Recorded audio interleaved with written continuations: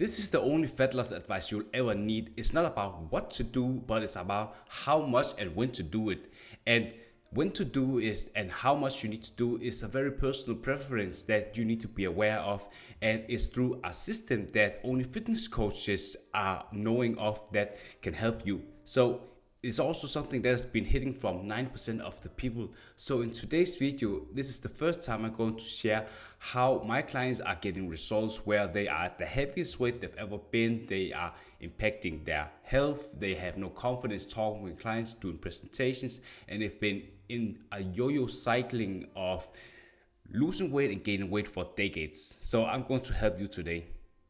This system was able to help them lose the weight for good and become the most healthiest version of themselves, being able to have more confidence, talk with clients and doing presentation, and have a lean, toned, muscular body.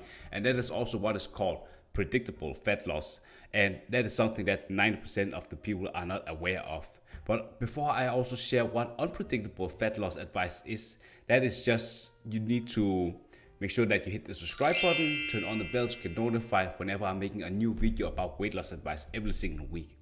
But unpredictable fat loss advice is easily explained through an example. Let's imagine there is a person called Ken, and he's been following a diet where he is in a calorie deficit for a couple of weeks, but eventually he's just stumbling and he's not seeing any results, and he's so frustrated out of his mind because he's just been working his face off in the gym, doing endless amount of cardio, and he's not losing any weight. So he's just said, okay, I just need to do something different, following a diet that could be like keto diet, eating no carbs, carnivore diet, eating only meat, or just drinking water. But the problem with that is he is losing some weight, but eventually he's just getting it back, and he's just want to give up because he's putting in so much work without seeing the results that he want. Ken was so frustrated that he felt like he was throwing spaghetti at the wall, and he was just at a point where his health was at risk because of being so overweight, having diabetes, lacking confidence, hate how he looked in the mirror and pictures. He felt like he was missing out on career opportunities, and it was such confusing aspect of his life, not being able to understand why being in a calorie deficit was not working for him, and he was working out so much. So I was just thinking to him that we better need to figure out what his maintenance calories are, getting back to all the basics. So what we just estimated was figuring out through a macro calculator like how much he really needs to eat of calories to be able to lose weight in a sustainable way. So I was just first focusing on the maintenance calories, where I was typing in his gender, his age, and like how many hours he was working out a day. And then I was also focusing on his height and also his weight. So from there, we just figured out, okay, he needs about 2,000 calories to maintain his current weight. And from there, I was just focusing on a high protein diet because he was eating low protein diet. Having low protein diet is not good for Ken, because if you're someone who are in a calorie deficit and you want to lose weight, you don't want to lose weight for the sake of just losing weight. You want to have a lean, toned, muscular body, and how you specifically do that is through a number of factors. But you want to be able to have a high protein diet, because if you are in a calorie deficit, your body has two options: it either burns fat or muscle. If you are in a calorie deficit and you are having low protein diet, you're burning all the muscles, and the results from that, through working out so much, you're just ending up looking like a marathon runner without any muscles. You look very skinny, like a skinny fat people. I don't think it's very attractive to look at a person who's just very skinny. It's just my preference.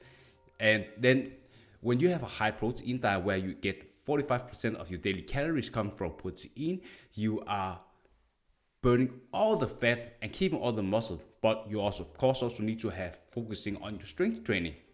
And then the carbs, you'll be aware of that 40% of your daily calories should come from carbs, where you are getting a combination of fast digestible and slow digestible carbs. Because if you are only eating fast digestible carbs like Ken did, you're feeling hungry all the time, and it's not sustainable, because if you're in a calorie deficit, you are automatically signaling to the body that it needs more food because you're just eating less than your body needs to maintain its weight. So by tricking the brain, you are getting fast digestible carbs to give that spurge of energy to being able to perform at the gym, being able to perform at presentations at work, and getting better opportunity for career growth. And then you should also focusing on have a slow digestible carbs where you're eating whole wheat pasta, whole wheat bread, and through that you are combining it so you have sustaining your energy levels throughout the day, so you're able to not only work out in the gym before you are hitting the work, and then you also have a lot of energy performing at your max at work, and after you come back from home you are able to be with your family, be present, just be present with your loved ones. So it's a win-win situation. And the last one is have low fat diet, because if you're someone who is guilty of following like carnivore diet where it's high in fat, you are just not able to eat as much food. So having low fat diet helps you with getting foods that are high in density. For example, Greek yogurt, lean chicken breasts, they are very low in calories but very high in density, so you're feeling fuller for longer and you're not spending too much calories on foods that are high in calories. For example, you're eating a lot of bacon, but if you're already eating 1,000 calories of bacon, you don't have so much calories to keep you full throughout the day, so it's just making you burn out. So that's definitely the 3 things of the macros that you need to be aware of when you're creating that calorie deficit to make sure that you have a predictable and sustainable weight loss diet. Ken had a problem with not being able to understand, like, why is he not able to get lean, toned, and muscular? And it's a combination of actually being able to work out in the gym with the right workout plan. For example, you need to target the whole body, like the chest, then the shoulders, the back, the legs. These are the 4 muscle groups that you need to hit, but there are different kinds of way that you're hitting it. I always start out with, for example, the chest area, where you are focusing on compound movement, 2 or 3 compound movement, where you are targeting several kinds of muscle groups. And it's also the most demanding exercise because you are wanting to break down the muscle tissues, and that requires a lot of volume. So you always start out with a warm-up set. For example, you do bench press, incline bench press, where you get a bit of blood out to the muscle. You are focusing on what's called mind-muscle connection, where you're creating a mental connection between the mind and also the muscle. And from there, you're just feeling the muscle getting a lot of blood flow out.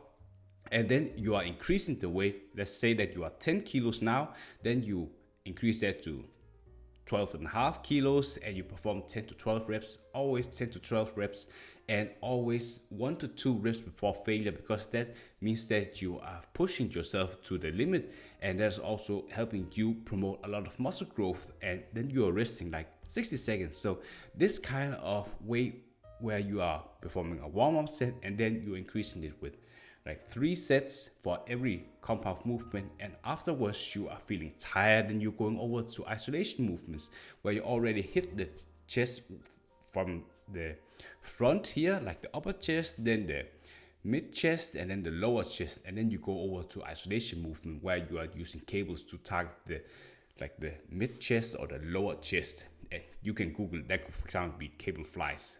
And then of course, because you've been targeting the chest area, you're not only targeting the chest, because of compound movements are targeting also other muscle groups, for example the triceps. So you're doing like close grip tricep push downs, then row push downs, and then dips like bench dips, tricep bench, because there's something with the tricep that is divided into 3 heads, so you want to target the 3 heads from all different kinds of area. So that's how you are developing a full muscle.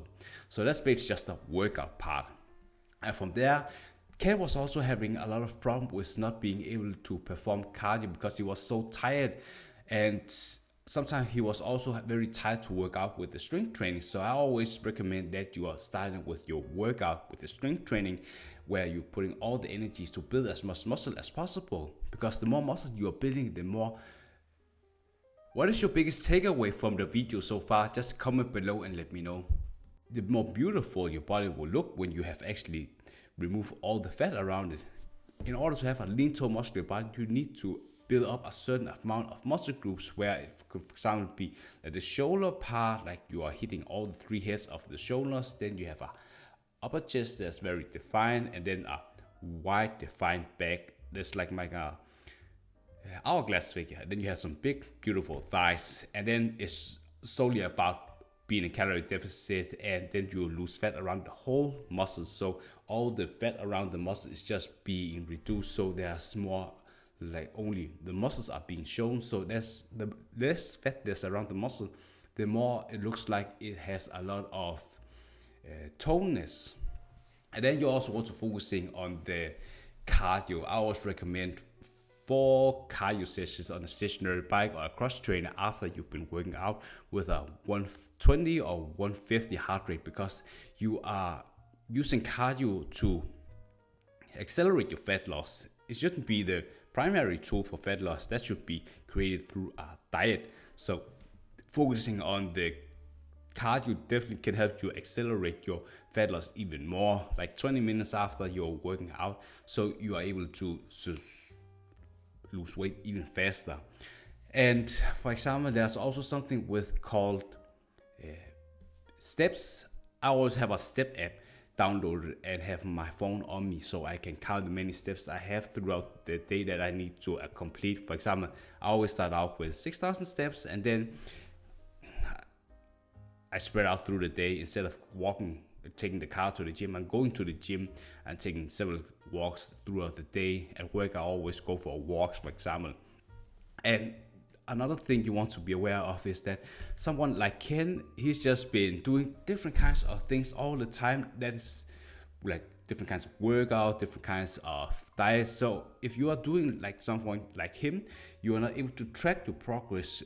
Losing weight is very linear with the type of you just focusing on the basic things, and then if you're not seeing any weight loss after 2 weeks, then you are, for example, reducing or changing some things. For example, his calorie maintenance is 2,000, and then he's reducing with 300 calories, then he's keeping at that, and then for example working out 5 times a week in the gym, then cardio session 4 times a week, and then 6,000 steps. So you follow that for 2 weeks, then you are hitting a plateau. So what you want to do then is that you are changing up your calories with reducing the calories with 200 calories even more, and then you're focusing on, instead of 4 cardio sessions, you do that 5 times. Instead of 6,000 steps, you are ending up to 8,000 steps. Then you keep at that for 2 weeks, for example, again, seeing how things are working.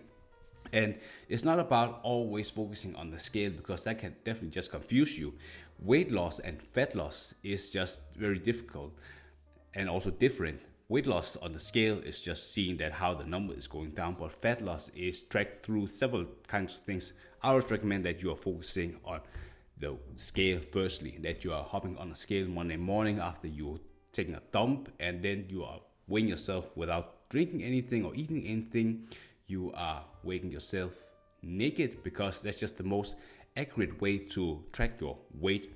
And then you are also taking measuring pictures, where you are taking pictures in the same light. You have a friend helping you, like front, side, and back, so you can get the right way to compare for example, the pictures every 4th week, the weight scale that you're doing every single week on the same day, and also measuring tape you are using on your whole body to make sure that you are losing weight. For example, if you after a couple of weeks you have been losing weight and you are building more muscle around your upper part of the body, that's a good sign that it's going the right direction. And if you are even losing more weight around your stomach area, that's awesome, because you are losing fat, and that's just very good.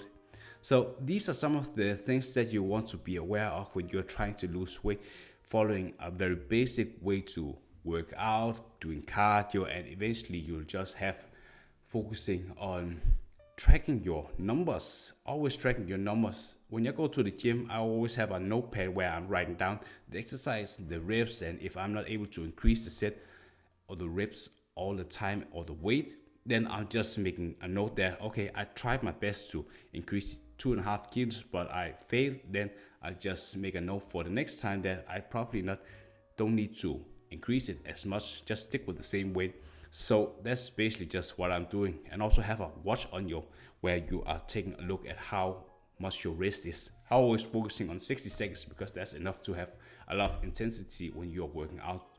Because if you want to build more muscle, you have to put it under a lot of tension. Tension is not only through how much weight you are focusing on, but also the rest period. So if you are working out hard and you also have low rest period, then you'll just build a lot more muscle because it's under the right circumstances.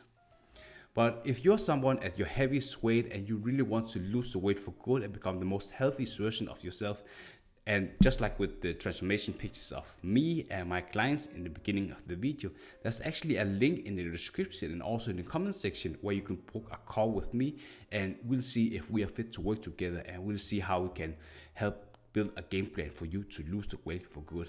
Looking forward to talk with you. Bye.